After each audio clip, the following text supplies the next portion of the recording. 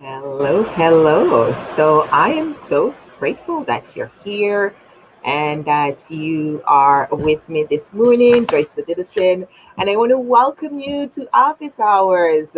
And today we're going to look at the 10 health and issues, like 10 conflict resolution issues to deal with some of the interpersonal conflicts that come up around workplace. So, thank you for being here. Welcome. What kind of conflicts are you seeing, Pradeep, around remote work in your workplace? So, what are some of the remote conflicts that you're seeing?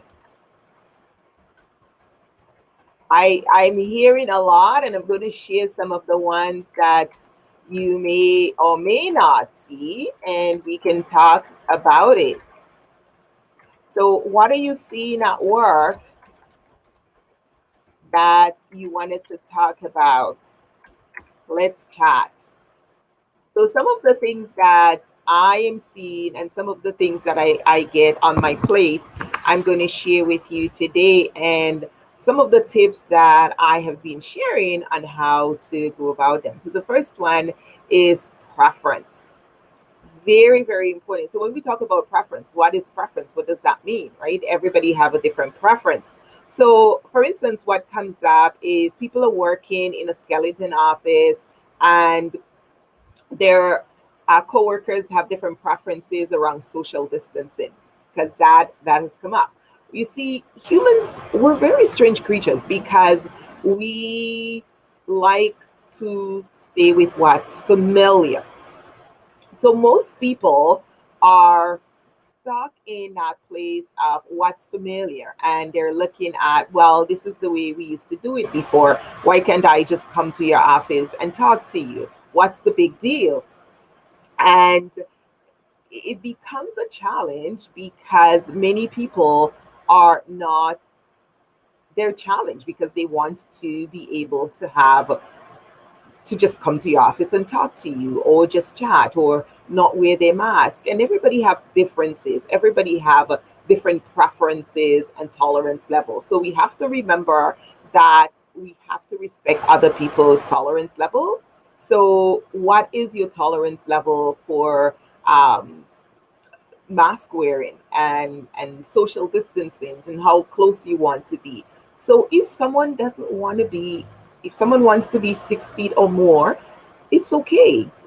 Be gracious with them and let them, if that's what makes them feel comfortable, it's all right. And if you want to be closer and they don't want to, it's okay. Respect them because that's what makes them feel comfortable. People have different things happening for them right now, and people are going through so many different kinds of stresses, and we don't know what's happening for them. So don't go into conflict with them and tell them they're scared and they're being silly and they're being overprotective and getting too around.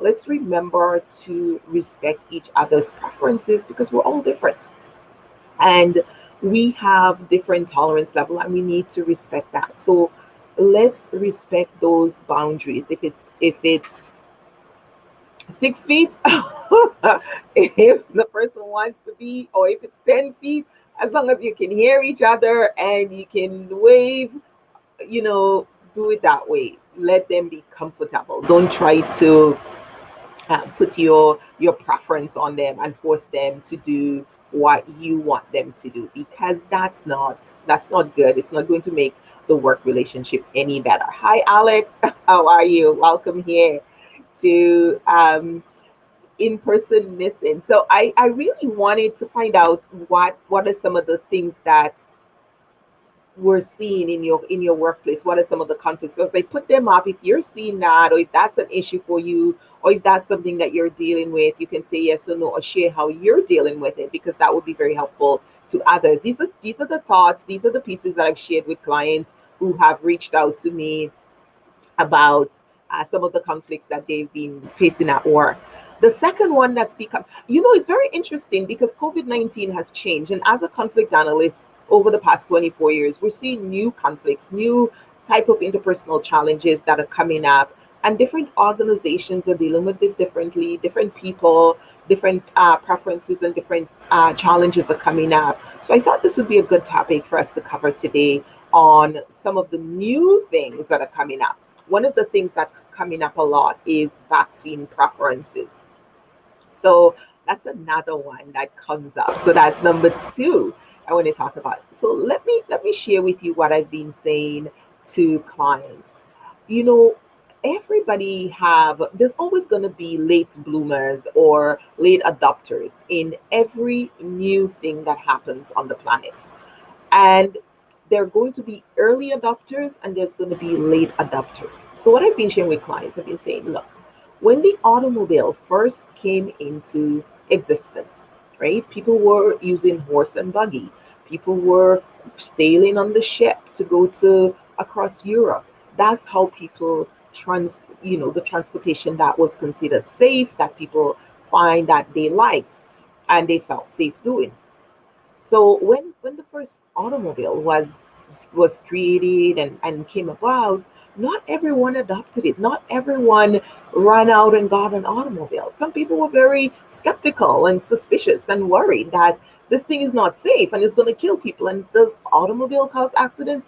Well, people driving it improperly does cause more accident than yes, there was with the horse and buggy. So the reality is there's always going to be people were very suspicious of this thing. When airplanes started flying, people were very suspicious. They were uncomfortable. They were worried about their family members adopting this practice and crashing and dying, and people stress and they worry. And if you go back in history, there were these concerns. So it's okay. We're just seeing it in a different form with vaccine, and there's going to be late adopters and there's going to be early adopters. So we have to recognize if you're in the early adoption phase stage of people, that's okay. Embrace it. Go ahead, get your vaccine. If you're one of the late adopters who want to wait and see, who want to see if everyone else is going to grow tail or something like that, that's okay. That's your right. That's your preference. And when you're ready to adapt, go ahead at your own time if you choose to. But let's not fight about it because we're so different and everybody have their own reason.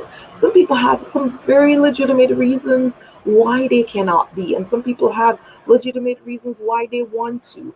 And they're going to go based on their preferences and their belief system, and we have to respect each other. Fighting about it at work and being challenged at work and is going to just cause more conflict and more disharmony for all of us. So come up with interesting ways to work together if you are a late adopter or early adopter. Find ways around it, find ways to make it comfortable and to be collaborative with each other, because that's how we're going to have to live until we all feel that we're at a place that we want to all adapt, because people feel they need that time to see and to assess, and that's okay. It's not the end of the world. We will all get there in our own time, because what, yay, only the cargo goes on ship. Right now everybody flies on the airplane, right? Everybody wants a car. Nobody is going out and looking for horse and buggies. So it's just another. Not everyone will take it to change the same way. So we have to respect that. And yes, staff are going to be nervous. And you know what, Alex? Staff are going to be nervous, and that's just part of life. Everybody gets nervous when there is a new adoption, when there's a new thing that happens in society. People were very nervous. People were very scared when automobiles came around and when airplanes come around, and lots of new things, right? We always are suspicious of it. So bring your staff together, talk to them, let them know that in history there's always been early and late adopters, and we've always found ways to deal with it and live with it with each other before in history, in the human race. We should do that this time.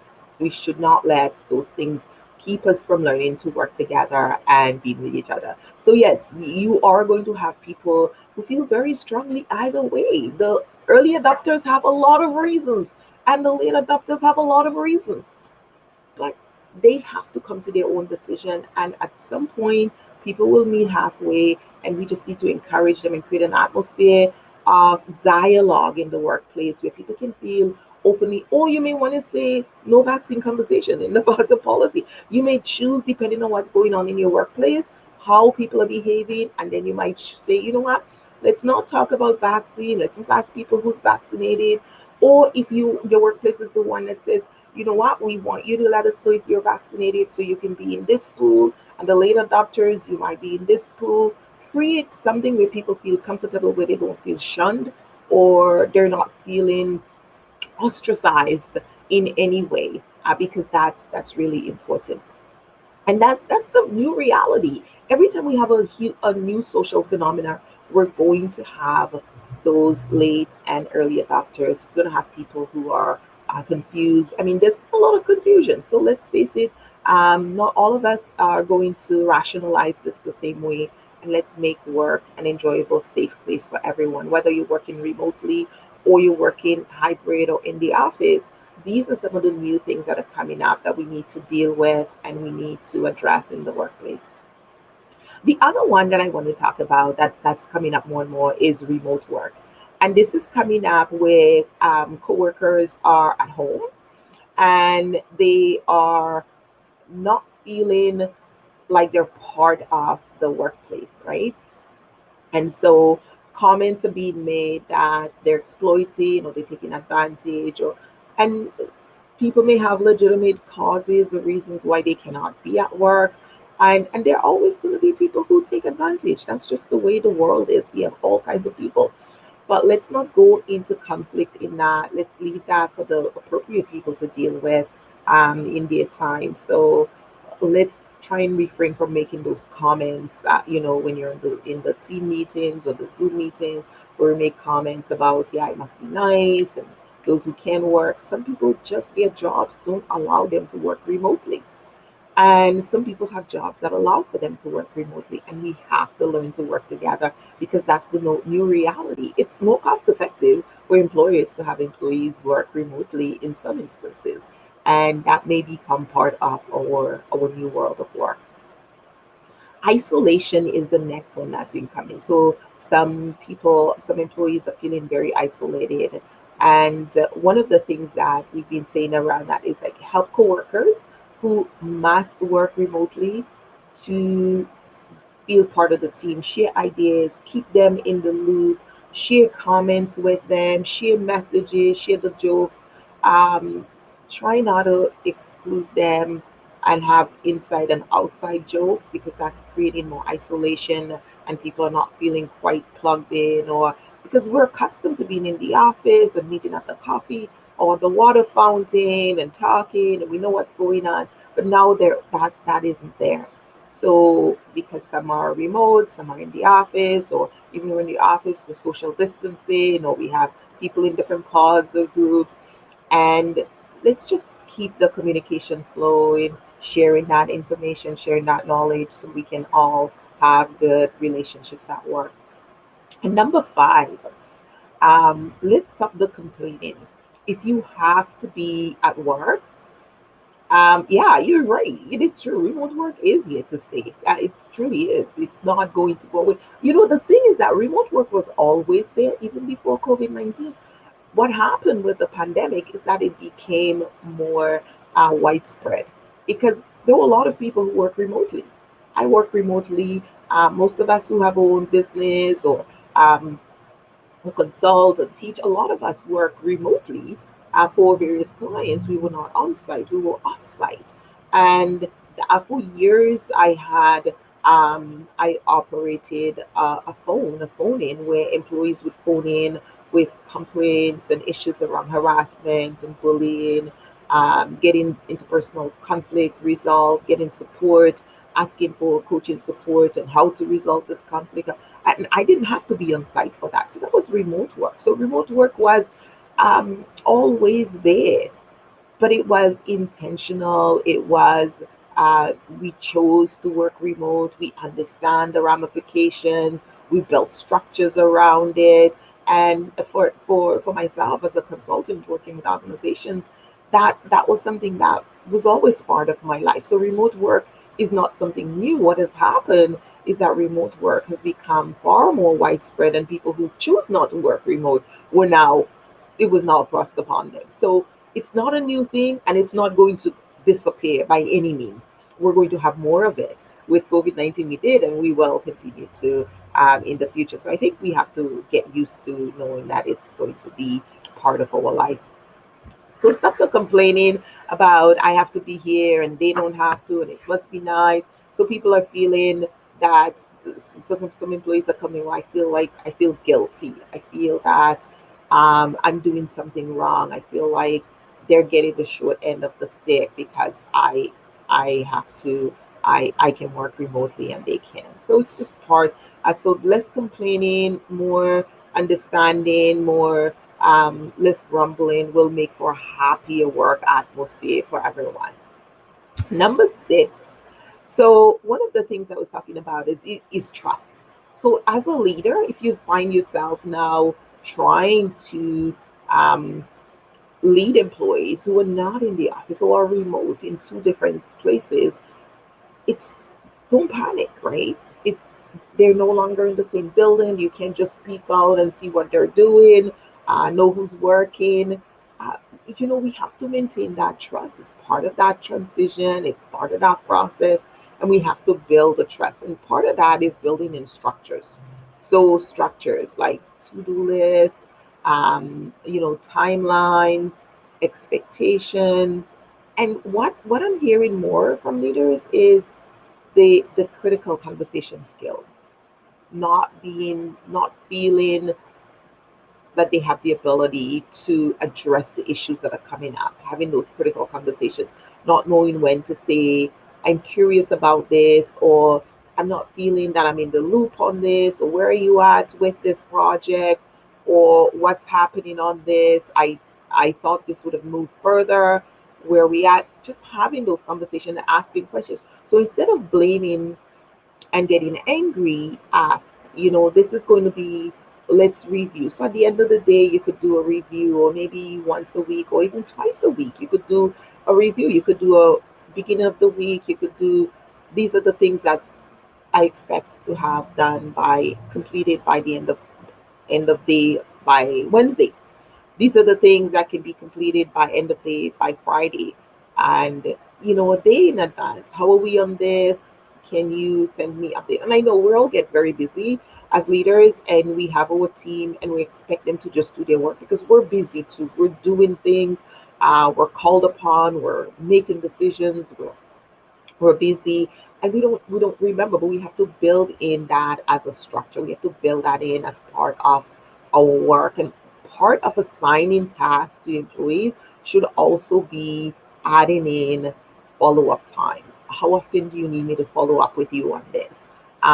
Let's set up some reminders in the calendar. Let's set up some alerts to remind us of that, because that exactly, it's really project management skills that you need. So maybe take a course on project management, bring those skills in to your work, so you have them, so you can follow up. And then the interpersonal aspect to it is those conversations. So not only are you going to have those things, but then there's the conversation when you've done all of this, Joyce, and there is still no follow through and no, then you need to have clear processes in place. So when work isn't done, what is the expectation? How do we get it done? How do we pick up the slack? How do we move forward?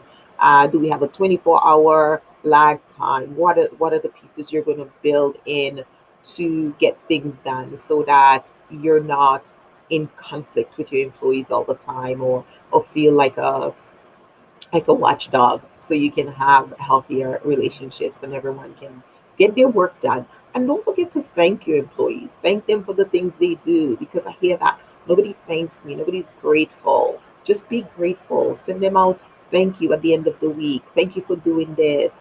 Thank you for working on this project. Thank you for putting effort into this. Thank you for making that decision, because not all employees feel empowered to make decisions, and you have to learn to authorize and empower them to make decisions, so they can make those decisions as well. And when they make the decisions, you need to acknowledge that, because that builds their confidence and helps them next time to be able to make decisions. And it does help as a leader when you have so many different tasks on your hand that your employees are making decisions. and bringing them by you, and that you, especially when the decisions are good and you can say, oops, sign up, let's go, this is great. I think that's just, I love that when that happens. So 7, if you're trying to speak to coworkers and there is no background noise, I think this is where we talk about patience and tolerance. Very important. We hear that a lot. There's background noise. There's children in the background. Dog is barking. People's mowing the lawn. There's so much noise I can hear. And sometimes some people have to work outside. Some people have a busy household. Some people. So there are many situations where background noise cannot be avoid it, but try your best. Try your very best, even if it means going into the bathroom and having your meetings there. You know, most people have a laptop.